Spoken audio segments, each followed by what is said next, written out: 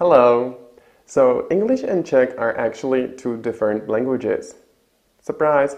So when a lot of people are trying to somehow find some explanation for the English tenses using the Czech, it usually doesn't work. You can't really do it effectively, yes? So what I say always is that it's important to think about, not to think about when, but to think about what. I mean, what we're actually trying to say. Are we trying to say how many times something has happened? Are we trying to say when something is going to happen, if it's a plan, and things like that. And not to think about, is it a near future or, a near future, honestly, really, what is it, near future? I have no idea. Near future, distant future, where is the line between that? This is just one of the really terrible explanations for the tenses. And also another, my favorite, is when people tell you that it's something that has happened in the past, but it still has some consequences to the present. I mean, really? Everything has consequences to the present. Like, everything somehow relates to the present moment. So these definitions are just not good enough, okay? So in my system, we learn about 20 different types of sentences, and we always know which type of a sentence is used in which tense. So it's very simple. All you have to do is that you just have to drill it, because you need to be able to use these things automatically. Yeah? You can't think, do you think I could speak this fast if I was still thinking about the tenses? I'm not thinking about it. I just say it, and it happens to be correct, usually. But it's because I have drilled these cases, and I know in which kinds of sentences what I should say.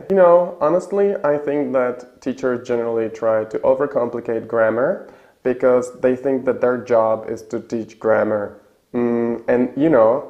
It's a great time killer to do exercises. So for the teacher, it's kind of easy to just teach grammar and make the people do exercises. It is much harder to actually make the students talk. So focus on trying to talk, yeah? First, you have to be fluent, and then you can try to make your sentences perfectly correct, yeah?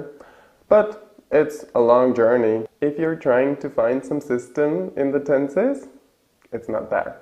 What I do usually with my students is that I teach them the most basic tenses, I mean the most common situations, so when they're telling a story, what happened, what was happening, when they're talking about the future, usually about their plans, so going to and present continuous, and then we also learn a little bit of present perfect.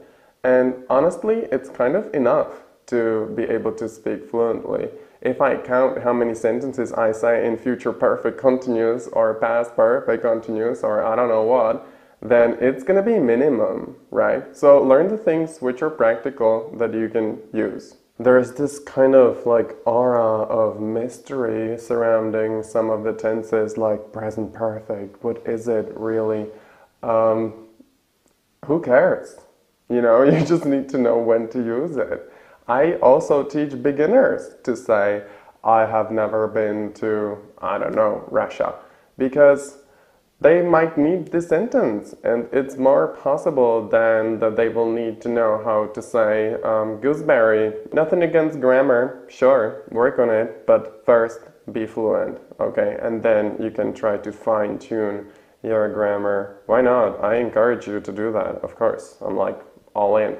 But if at the beginning you're spending all your time thinking about the tenses, something's wrong, yeah? You should be thinking about what you want to say and not the tenses. Okay, so this is my quick intro, and now you can go and have a look at the specific combinations of tenses where people usually make mistakes. Yeah? Alright, bye!